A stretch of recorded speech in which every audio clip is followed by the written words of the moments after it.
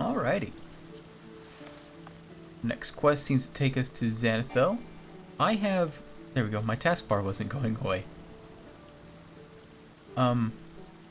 Anyway, so the last thing that we did was that we went to where Leviathan was to be summoned, and we actually witnessed his summoning along with what looked like a weird application of the Echo, where the priest presiding over the ceremonies, the Sahagan priest, that is,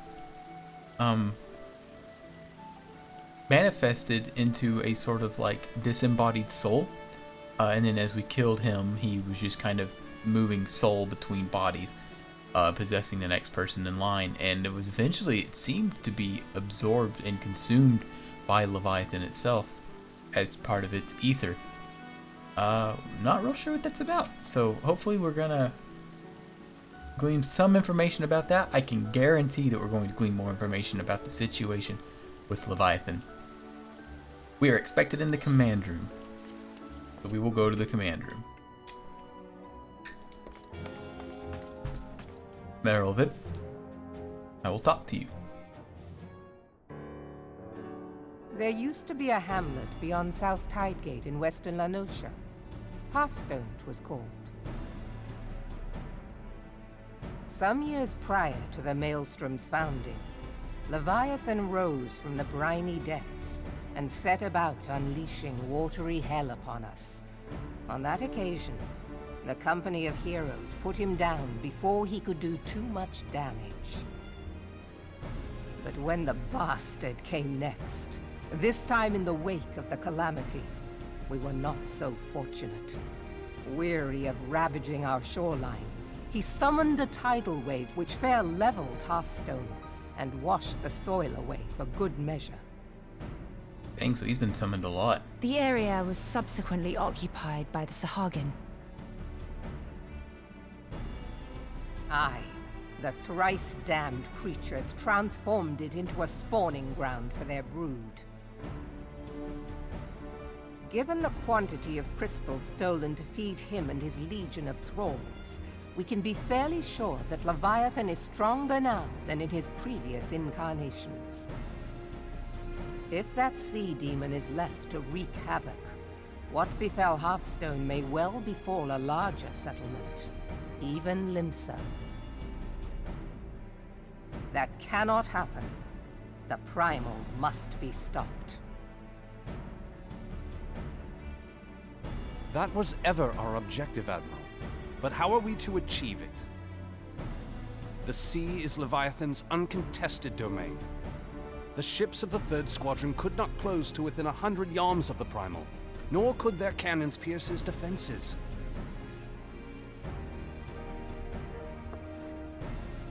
I have read the reports, Master Thancred.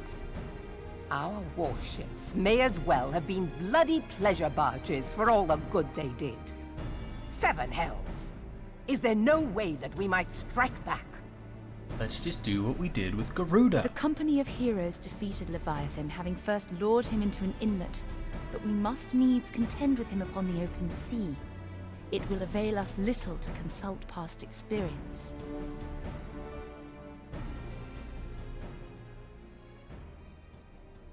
Admiral, if I may.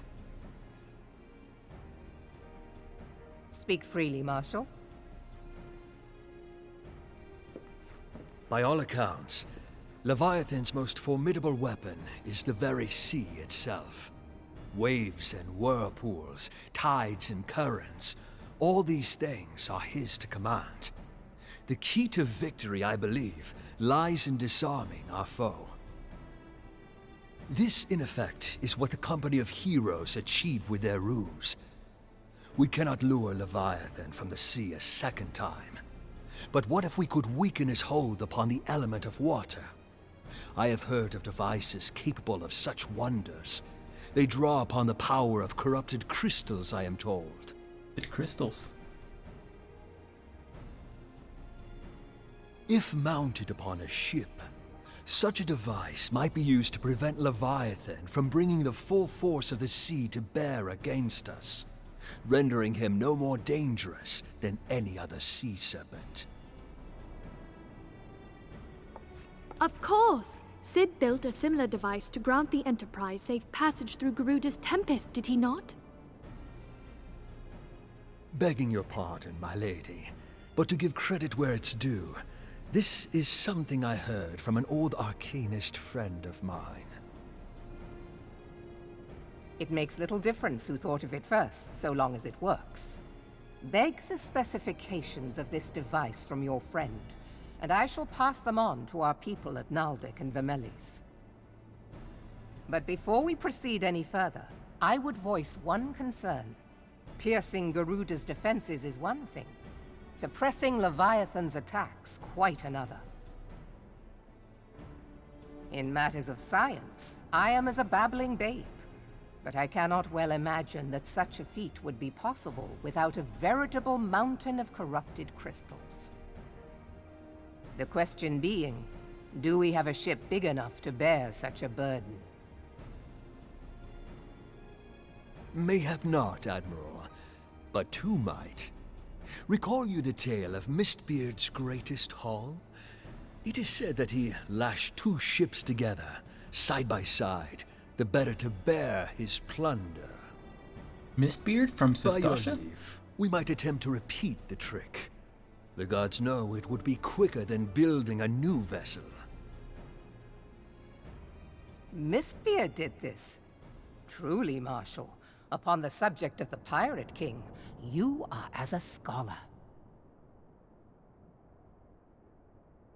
Now, from what I have gleaned of these matters, the device will need to be in close and constant proximity to the target. To wit, we must lash our twin vessel to Leviathan. This in itself will be no small feat. Ramming speed will be required, but given the weight of the cargo, that will only be attainable with the aid of a towing vessel.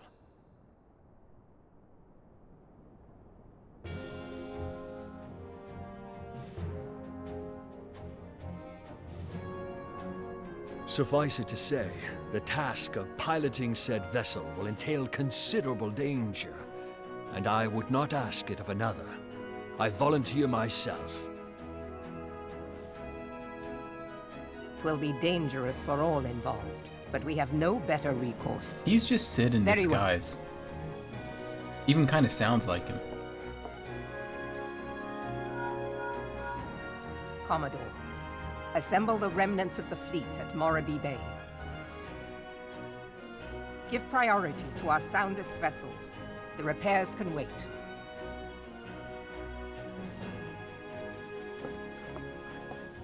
Storm Marshal Slafirson, command of the operation is yours. I want that twin vessel ready to Slafirson. sail post-haste.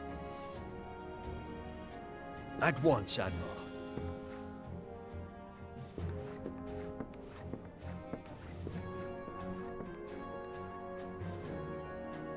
And then there is the small matter of slaying the beast.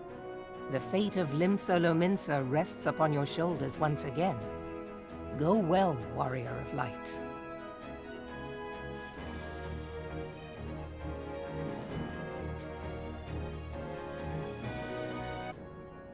A message, Admiral. I judged it best that it be delivered at once. I am listening. According to the Yellow Jackets, a man has appeared who claims to have defeated Leviathan. One of the company of heroes? The details are yet hazy, Admiral. We have dispatched one of our own to question the individual. Good gravy. Now look here, you'll have your bloody story right after you carry those sacks of grain over the mill. But sir, what you said before you had me pick up those oranges for you, and before I mucked out of the chocobo stables, and before I rolled the millstone over the mill, and... Gods, man, I worked 3 days straight without a wink of sleep. 3 days, and do you hear me complaining? I suppose some of us just ain't made for the rougher stuff. Alright, I'll give you what you want. Never let it be said that old Tractome ain't a generous soul. Now pick up your ears, because I won't be repeating myself. Too modest, see? Ahem. The tale of Tractome's epic victory over the dreaded Leviabeetus. Leviabeetus is huge, make no mistake. To give you an idea how big, each of his scales is about as wide across as a member's long. as me members long, and that ain't no mean feat. He's calling him Leviabeetus. I don't remember that.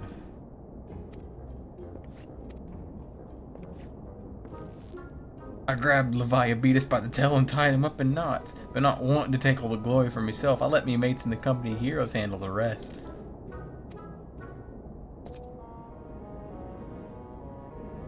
It's you! I'm sorry, I didn't mean it. I was just enjoying the attention is all.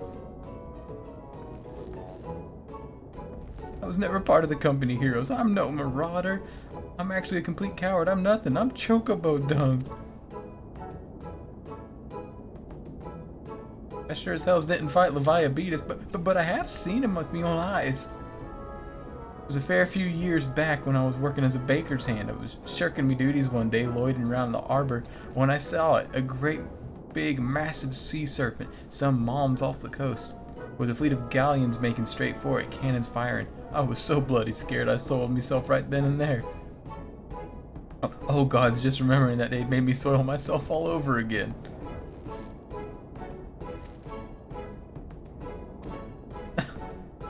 This guy is a mess. What, you worthless, lying whore, son? I can't believe you made me handle chocobo dung. I'm told your jaunt to the Grey Fleet proved fruitless. My sympathies, lad. The twin vessel, the Whirl Eater I call her, is complete, and she surpasses all of my expectations. In addition to her prodigious tonnage, she has been fitted with a platform that you and yours might maneuver freely in battle. I would mention that she is nigh unsinkable, but I'm not one to tempt fate. The Whirl Eater and her crew stand ready, my friend.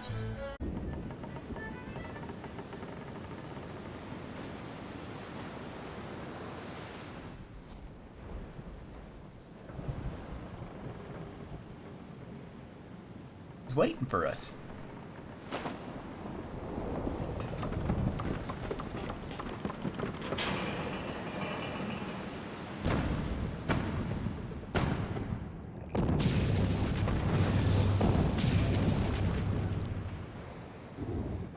It does control the water.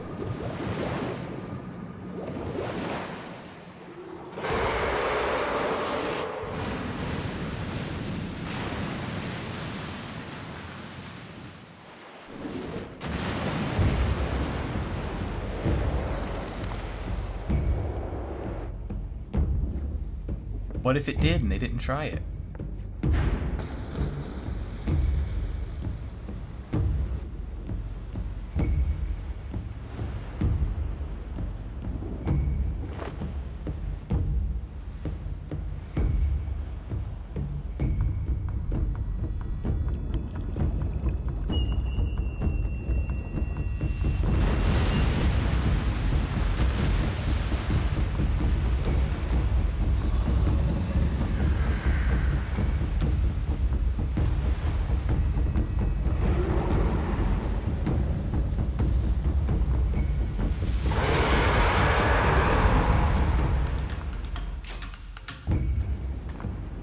Oh yeah.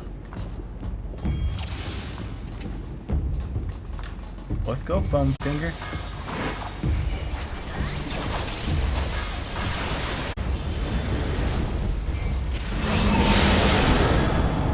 She almost dropped that thing on herself again.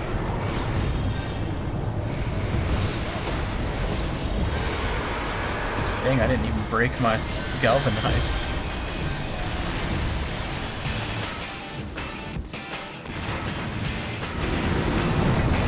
I don't know, I twisted my camera there real weird and confused the heck out of me.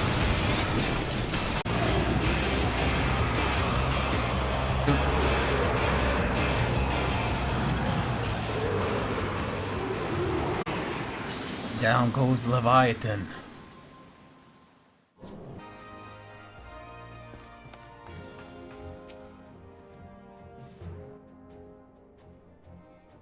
We Lominsans are sworn to strive, till sea swallows all.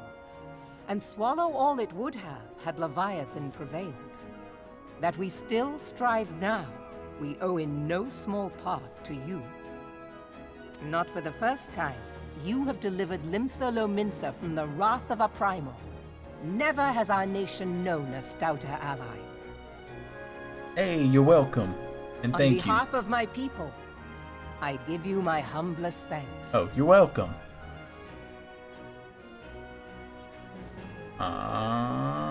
Soapy.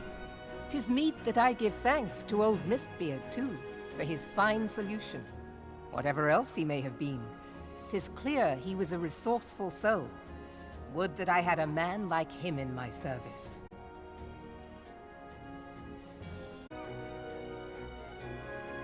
Though I am but a refugee in this realm, I would fain be of use to you in your fight. Know that I am tutored in one of the foremost combat arts of the Far East. It may seem outlandish to the Eorzean eye, but should any of your people care to learn, I would be pleased to initiate them. And I will see to it that they are grateful. I have no doubt that your knowledge and skills will serve us well. Besides, your art is not so outlandish as you think. Would you not agree, Master Thancred? Naught escapes your searching eye, Admiral. Well, dang, you were showing You are off. privy to this information, but Limsa Lominsa is home to a certain secret fraternity. Its members are trained in a form of combat not unlike your own. By my judgment, it should not be beyond such individuals to adapt to the techniques I witnessed you employing with such admirable deftness. I am heartened to hear this. I too noted a kinship between your style and mine own, though it seemed to me that you fought differently in the beginning. I suppose I did. What can I say? I'm a man of many talents. Though you may labor to believe it, Thancred was once something of a scoundrel who fraternized with the criminal class in these parts. Yestola! You jest, of course.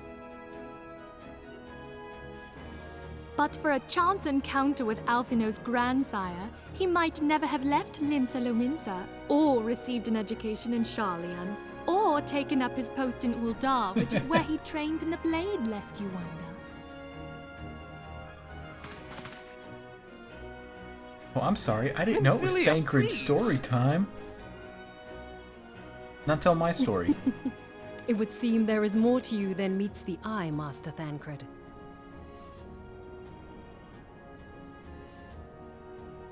Lady Yugiri, I am told that you and yours came to Eorzea seeking permanent resettlement, and that many domins have since been engaged as frontier hands at Revenant's Toll. Moderna is many things, but a place of refuge it is not. Know that I would like nothing better than to furnish your people with a new home here on Lominsan soil. Alas, racked by instability as we are, our nation is in no fit state to take you in. Yet I'll not have it said that we turned a blind eye to your suffering. Until such time as we can do more, I pledge to send provisions. We are in your debt, Admiral. I realize that it scarce qualifies as repayment, but if it please you, I shall set about sharing my martial knowledge with your people at once.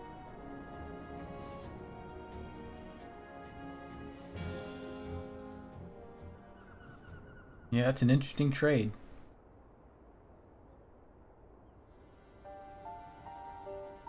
You wished a word in private.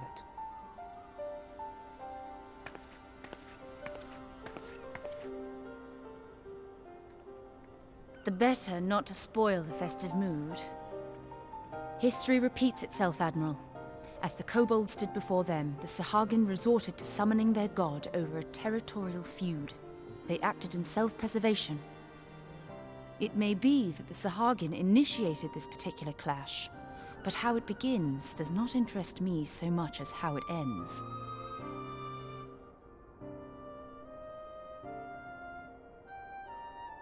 I have not forgotten our conversation, Y'shtola. I am aware that man bears part of the blame for the primal's existence. Nor am I ignorant of the Sahagins' reason for acting. They sought to secure a place to breed and multiply that their kind might survive. Self-preservation, as you say. But we have as much right to live and thrive as they. If our own survival is threatened, are we to lay down our arms and welcome oblivion? Nay. And so you kill, that you might live. Yet if living is a right, then that right belongs to all peoples, be they men or beastmen.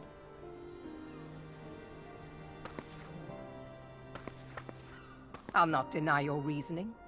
But when a storm gathers, it falls to me to see my people safely through it. That is my duty, and I shall do it.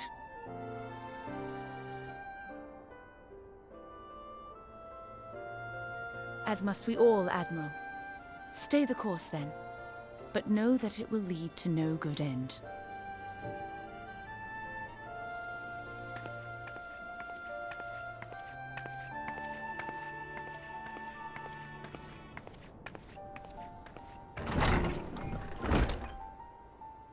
Man has ever put himself first and foremost. To justify his actions, he clads himself in the armor of righteousness, though it be a fancy of his own making.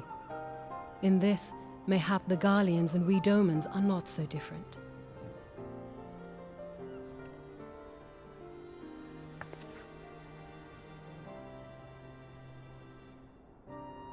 Eorzea has become as a raging sea. If we are to keep our heads above the waves, we cannot scruple to drown the man next to us. When hopes of coexistence founder, strength must determine who has the greater right to live. That sure sounds like a Garlean thing to say. I think Gaius told us as much. When next you meet Lady Minfilia, pray relay her my humblest thanks. Till we meet again, Warrior of Light. Minfilia! I have been reflecting upon the events which took place during our visit to Vilbrand. If you have a moment, I would share my conclusions with you. Please, bear with me. When the Sahagin Elder summoned Leviathan, he employed the power we have come to know as the Echo. Though I cannot well explain the how of it, it would seem he became immortal in so doing. When the Admiral subsequently slew him, his spirit emerged from his lifeless flesh, a consciousness shorn of physical form.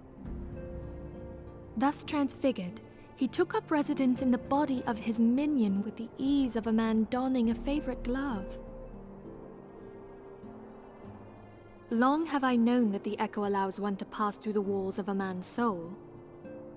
But never did I imagine that it could free us from our own flesh, nor less that our souls could then occupy the next corporeal vessel to take our fancy. It was of this that Ul'Dah spoke, an existence which knows neither cessation nor oblivion. And yet, though the Sahagin had mastered his gift and thereby become immortal, he was by no means invulnerable. As we both bore witness, he was ultimately absorbed into Leviathan. Okay, so that is what happened. And the import of this observation? If the Ascians' mode of existence is indeed the same, it can be inferred that they too are not invulnerable, that they can be destroyed. There exists a legend which tells of souls who are reborn upon the cusp of each umbral calamity, that they might stay the encroaching darkness. To most, it is but a fairy tale, yet recent events have given me cause to wonder, could the legend in fact refer to the Echo? Much and more yet remains unknown, but I am confident that all will become clear in time. For the present, however, what matters is that the key to defeating the Ascians may at last be within sight. With Urianger's aid, it is my hope that I shall fathom this matter ere long.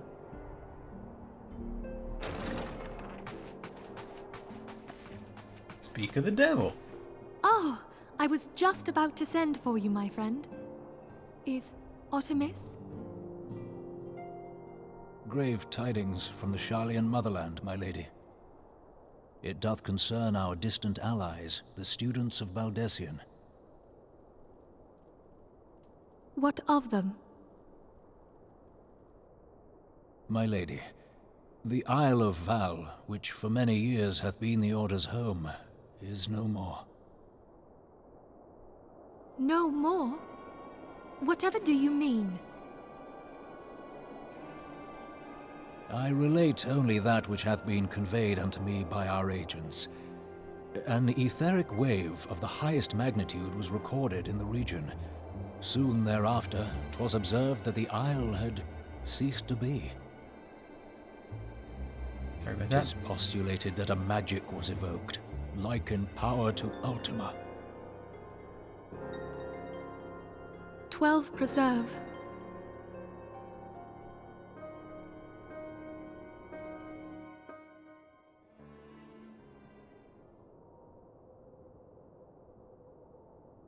If there are no other matters, I move that today's meeting be adjourned.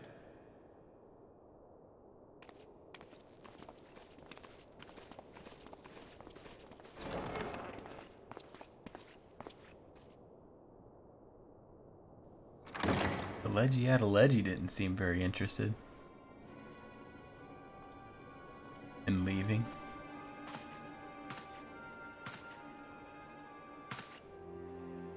It is done, my lord. Forgive my impertinence, my lord, but these orders, I am uncertain as to what end they serve.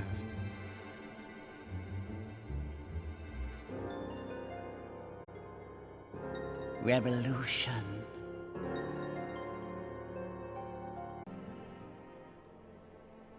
Our friends, the very isle itself, everyone and everything. No, it avails us not to speculate. Urianger will send word if there are any developments. Until such time as he does, we must remain firmly focused on what is within our power to change. With that in mind, I would speak on a different matter, one closer to home. It concerns the etheric fluctuations which we previously attributed to the good King Mughal. That the king is no more is a blessing for which we can thank you. Yet all is not well in the 12 Wood. Our latest readings reveal that ongoing etheric disturbances of considerable magnitude. They may even suggest the presence of a primal. Needless to say, the mere possibility warrants immediate investigation, and I would have you... Isilla, I do not wish to interrupt, but we have a problem. What manner of problem? A band of refugees hailing from Ul'Dahn this time are come to Revenant's Toll to seek asylum. It would seem they expect us to afford them the same treatment we gave the Domans. At the present they are in the 7th Haven, awaiting a formal response. I see. Mayhap this was to be expected. I shall meet with them at once. Isilia, you know full well we haven't the resources to accommodate many more people. Consider what will happen if you do this. Word will spread and more will follow. Your opinion is duly noted, but I will hear their suit. Soapy, I should be grateful for your presence at this meeting.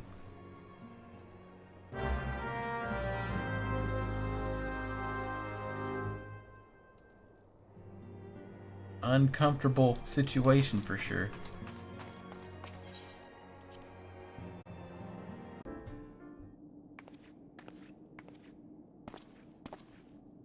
I apologize for keeping you waiting. My name is Minfilia and I lead the Scions of the 7th Dawn. Well be praised, it is you!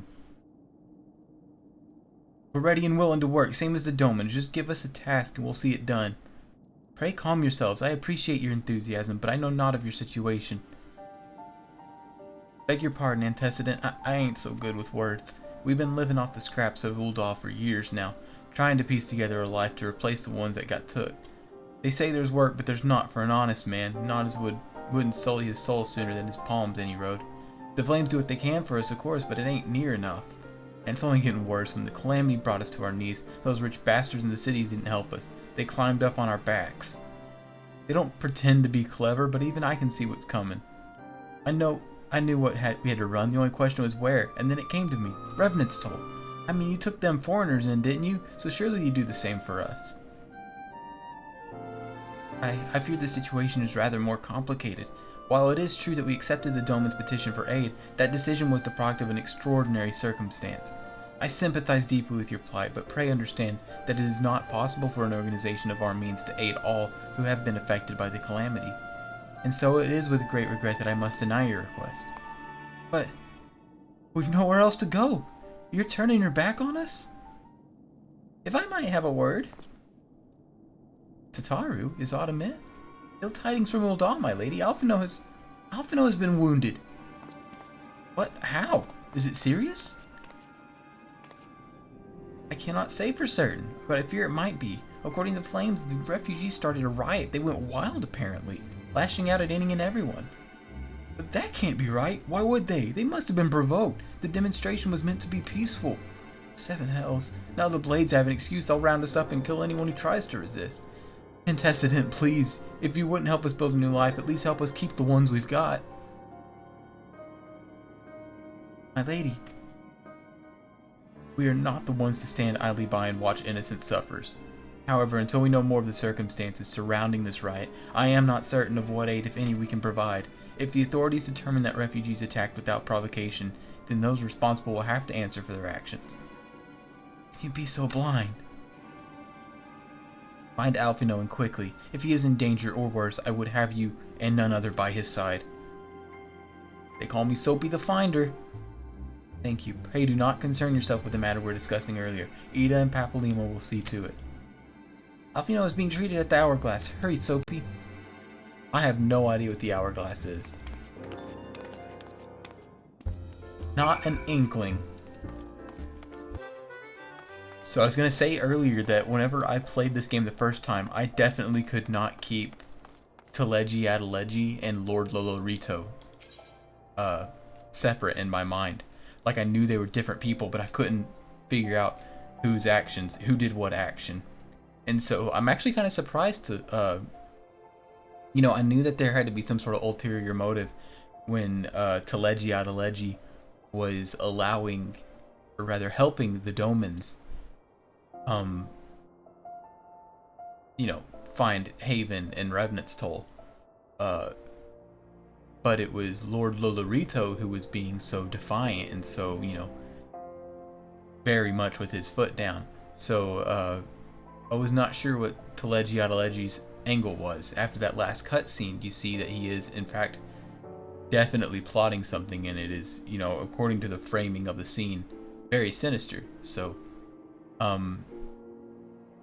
again, I'm not so much surprised, but I am intrigued about how the specific players fit their parts. Now, where is Alphinaud? In the Adventurers Guild. That's not what they called it. That's fine. Called it the Hourglass. It must be that the Hourglass is the inn inside of the Quicksand, the Adventurers Guild.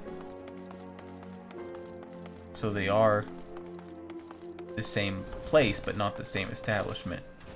Presumably. Oh, Alphinaud, I can't believe you died.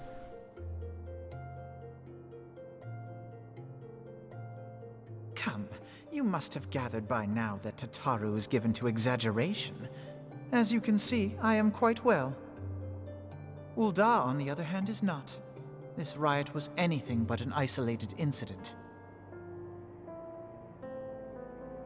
There is a restlessness in the air. Tensions long simmering are at last threatening to boil over.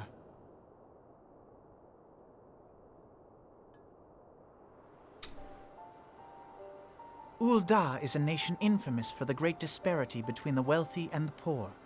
The majority of the populace accepts this state of affairs because they believe that every man bears responsibility for his own lot in life. To an Ul'Dahn, money is the foremost, and some would say the only measure of a man's worth. Small wonder that the wealthiest wield the greatest influence.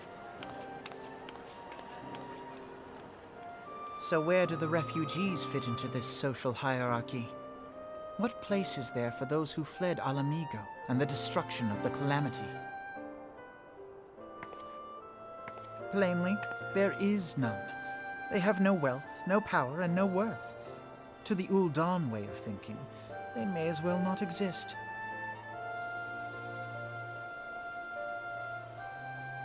Choosing to ignore their existence, however, is patently not an option. General Ramuh and the Sultana understand this, which is why they ordered the Immortal Flames to provide the refugees aid and succor. Yet none would dispute that the expenses incurred by this policy grow by the day, with no end in sight.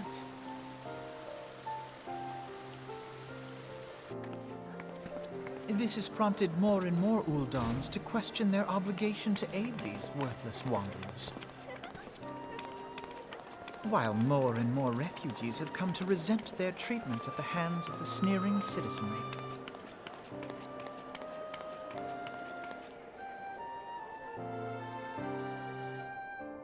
The manner of Lord Lolorito's refusal to grant the Dolmens asylum bespoke a disdain for all refugees, an attitude shared by the rest of the monetarists, and you may be sure they make no effort to conceal their opinions. It was only a matter of time before the refugees united in protest, nor is it any surprise that some among them would ultimately resort to violence.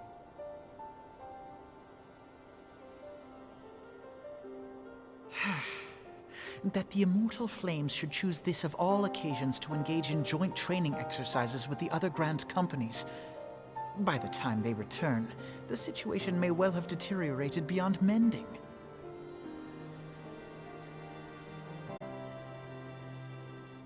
As I told you before, it was all but inevitable that an incident of this kind would eventually occur, given the rising tensions.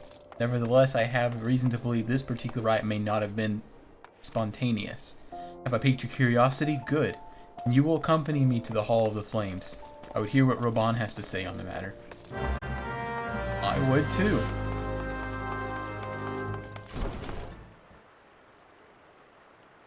Now is not a good time, Soapy. My hands are full dealing with the refugees.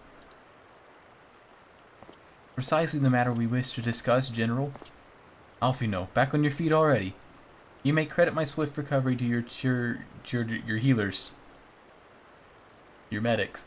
My memory of the riots are still somewhat muddled. I trust you managed to regain control of the situation?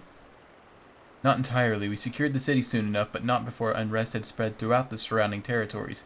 Pockets of resistance remain throughout Thanalan. We have sent what forces we can spare to root out the last of the belligerents, but progress is slow. They are damnably elusive. I can well imagine. Given that the majority of refugees live outside the walls, it stands to reason that they would know the lay of the land. What I do not understand is how they came to be so well prepared. Before my little accident, I observed that several of the refugees were armed, and not with butcher's knives or pitchforks, but with martial weaponry. I need hardly add that such equipment is costly. None can deny tensions between Ul'Dah citizenry and refugee populace have been increasing since the Dolmens were turned away. But would that motivate a starving man to purchase arms in lieu of food? I think not. And what of those who have not even a single gil to spend? Come to the point. Very well. My point, General, is that this powder keg of discontent was not set alight by chance. These events were deliberately set in motion. And now order must be restored. That is my first duty. Until it is done, any investigation can wait. I do not have time to discuss this. My scouts will be returning anon. Damn, tell Mr. Alphinaud. The General is no fool. He keeps his own counsel, and with good cause. Were he to claim without necessary proof that these riots were instigated by outside forces, the monetarists would accuse him of attempting to shirk responsibility. Regardless, they will face hard criticism in the day ahead. Our allies may stumble upon the truth in time, but I have far more faith in your abilities, Soapy. Therefore, I propose we conduct our own investigation. To that end, I would have you make inquiries in the settlements suspected of harboring belligerents. I, meanwhile, shall seek answers in my own way, after which we can regroup and share our findings. Hey, you bet. I guess. Who are you? What do you want? Aye, it's true, I followed the merchant. May the gods strike me down for my folly. What they will not give you must take, he said. When we asked how, he revealed a cache of weapons he had brought. and implored us to seize control of our fates.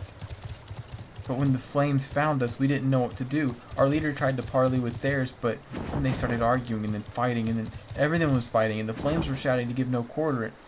Oh god, it's the other groups. They're still out there.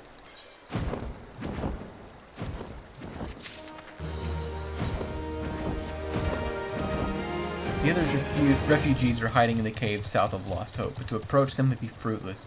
They would sooner call us agents of the Sultanate and try to kill us than listen to reasons. Why, the twins might even deign to do the deeds themselves. A pox on all the bloody sellswords. Oh, if only we had never listened to that merchant's righteous claims.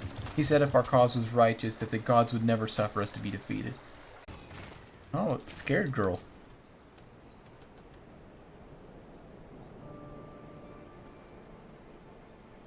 Have you seen my parents?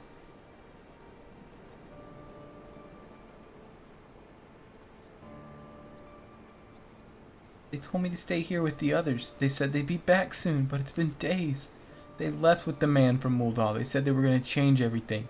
Make it so we could live inside the walls with everyone else. I don't like it when he talked about making the rich people pay. Everyone looked so angry and I got scared. Say, mister, are you looking for someone?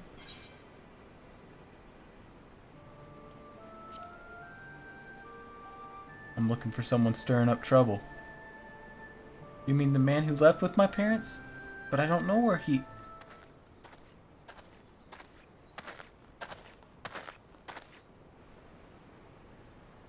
Wait, over there, that's him! Well now, which of these gullible fools shall be my next victim?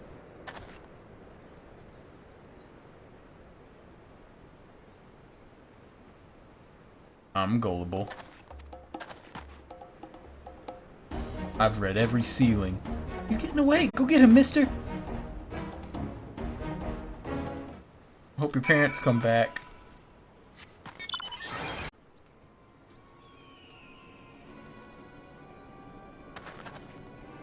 You again, why are you pursuing me? Hey, you know why I'm pursuing you. Sedition, treason, revolution? That's preposterous. Who has filled your head with these lies? Refugees? The self-same refugees who terrorize the streets of Ul'Dah? You have no evidence to prove your accusations. None! Okay. I will not accompany you to the Hall of the Flames. You have no right to detain me. Hey, I don't go by rights. I go by might. For the sake of argument, let's say I did do the things you claim. Surely you don't think I give a Kikern's arse about politics. It was only business. Hey, who are you looking for?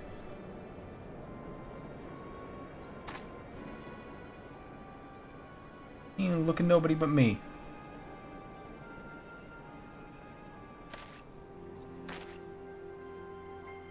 Oi, who's that guy? We both know I am not the one you want. However, if you agree to protect me, I shall tell you everything.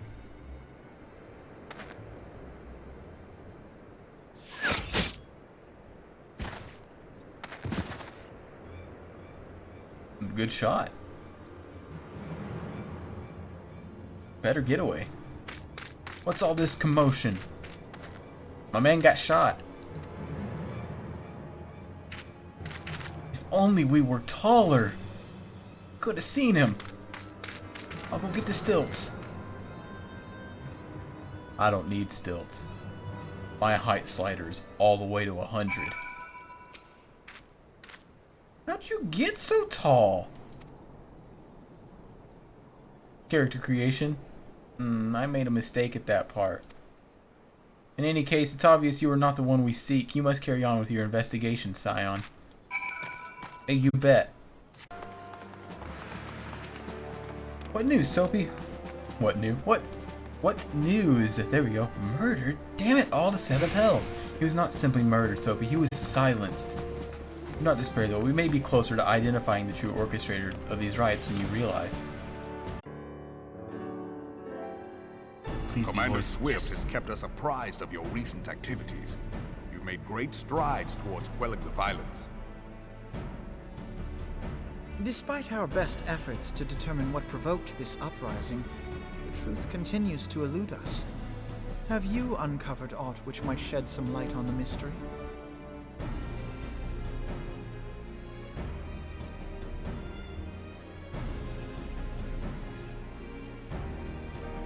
This information does not leave this room. The Syndicate's decision to reject the Doman refugees' appeal for asylum had lasting repercussions. A number of those displaced by the Calamity claimed it was proof of a policy of discrimination. Together with a group of Alamegan refugees, they organized a series of demonstrations to protest against the Sultanate. Demonstrations which became heated, but did not descend into violence. Until a certain incident served as a call to arms. A unit of brass blades sent to supervise a demonstration loosed arrows upon unarmed protesters. It was this atrocity which prompted the refugees to take up arms. I need not tell you what followed. We assumed at first that the attack was born of a miscommunication. When emotions run high, they happen. But suspicions were raised regarding the unit's commanding officer, whom I ordered interrogated. Sure enough, our fears were soon confirmed. The dog confessed that a merchant had offered him coin to give the order. A merchant in the employ of Teleji Adeleji. Teleji Adeleji. But he spoke in favor of the Doman's cause, and has ever seemed sympathetic towards the refugees' plight. Why would he do such a thing? Know you of the Carteneau Reclamation Bill? It is a proposal to annex the Carteneau Flats so that refugees may establish permanent settlements. When last I looked, that was disputed territory.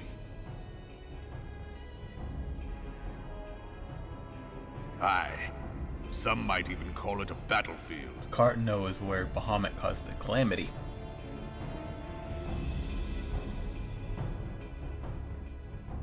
The destruction wrought by Bahamut was greatest at the Carteneau Flats. That much is common knowledge.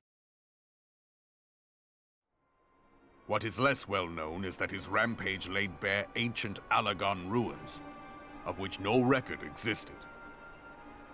There are certain differences of opinion as to how these ruins should be handled, which is why each nation maintains a military presence in the region to this day. Yet differ though we may, we are still allies. Therefore, in the interest of preserving the Eorzean alliance, we have reached an agreement. Any conflict which may arise during the course of military exercises in the region shall have no bearing on relations between our nations. Seems kind of idealistic. In full knowledge of this delicate state of affairs, Teleji Adeleji proposed the Carteneau Reclamation Bill. A shameless, bloody ruse which stands to benefit him in but one conceivable way. If successful, he will gain control over the disputed territory under the guise of assisting in the resettlement effort. And you can be sure he'll build an orphanage next to every Allagan ruin.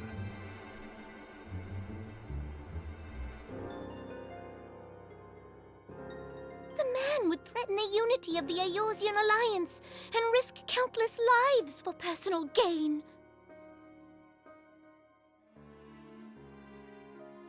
He walks a path all his own, independent of any faction and beholden to none of his fellows on the Syndicate. By inciting the less fortunate to violence, he hopes to convince others that the Carteneau Reclamation Bill is the only viable solution.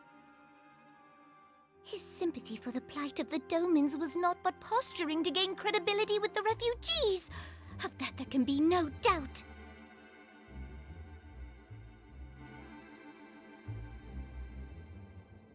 Forgive me, but what could possibly motivate Teleji Adeleji to go to such lengths? What is so special about these ruins that he would risk his position on the Syndicate, and, most likely, charges of treason against the Sultanate? Omega. Pardon?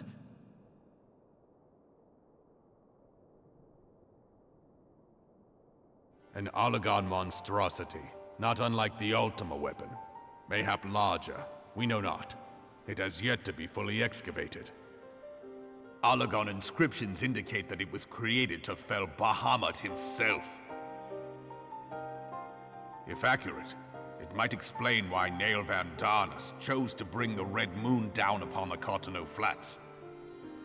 Given the ends he went to ensure Eorzea's annihilation, destroying the one weapon which could stay the Elder Primal may well have seemed like good sense. When first I bore witness to the power of the Ultima weapon, I doubted the evidence of my senses. And now you tell me there is another such weapon. One which could contend with Bahamut. Bahamut! Bahamut!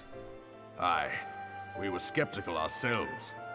Truth be told, until the Ultima weapon's existence came to light, we thought the inscription had been mistranslated.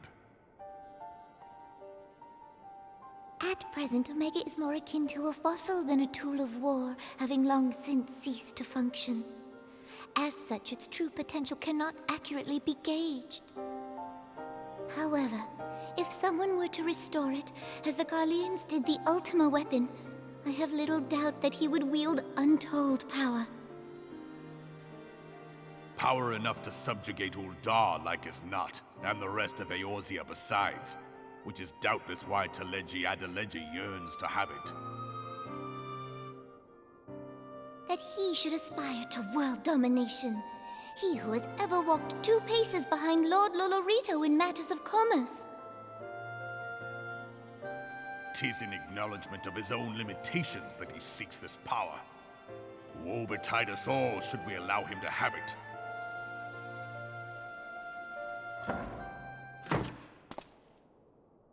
Pray waste no time chasing rats. Only a fool would believe that secrets can be kept in Ul'Dah. It would seem the implications of the Sultanate's refugee problem are rather more far-reaching than we assumed.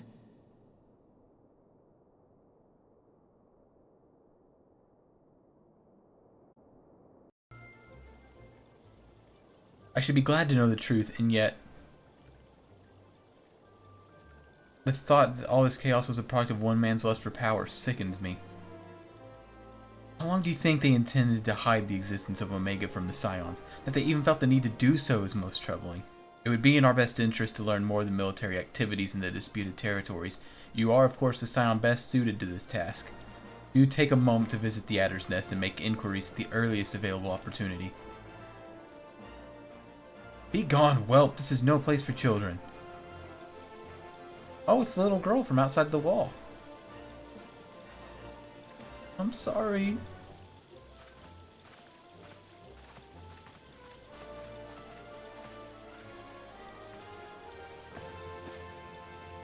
I was looking for you, mister. You said you were looking for the man who left with my parents. You know this girl? Kinda. You find the man? Were my parents with them? They were not, I'm afraid. However, I can think of several places they might be. If you'd like, we can go and look for them together. Really? You'd help me look, mister? Of course, but first I must needs finish speaking with my friend. He's telling me a secret, you see, so no one else is allowed to listen. Mayhap you could wait for me by that pillar over there? We require but a moment. Okay, mister, I'll be waiting. I'll take her to the quicksand. Mayhap Momodi will know what to do. A legion of Garleans and ether-starved primal, even dealing with an Ashian would be preferable to this charade. Sometimes I fear Minfilia is too ambitious. We must rush hither and yawn in response to threats as they arise, without concern for the strain it places on our limited resources, and ourselves. Mayhap the time has come for a change. Soapy, this is Minfilia. I know this is sudden, but I must ask you return to the Revenant's Toll with all due haste. The situation in the 12's has taken a turn for the worse. I will explain more once you arrive. Speak of the devil, her ears must have been ringing. 12's. And the primal threat she spoke of before has been confirmed. I have received no reports of Ixali activity, which leaves Sylves? Go, Soapy. You know as well as I the appearance of a primal takes precedent over all else. Oh, when you arrive, do inform the Antecedent that I am grateful for her concern. She needn't fear for my safety. I am all the more capable of protecting myself.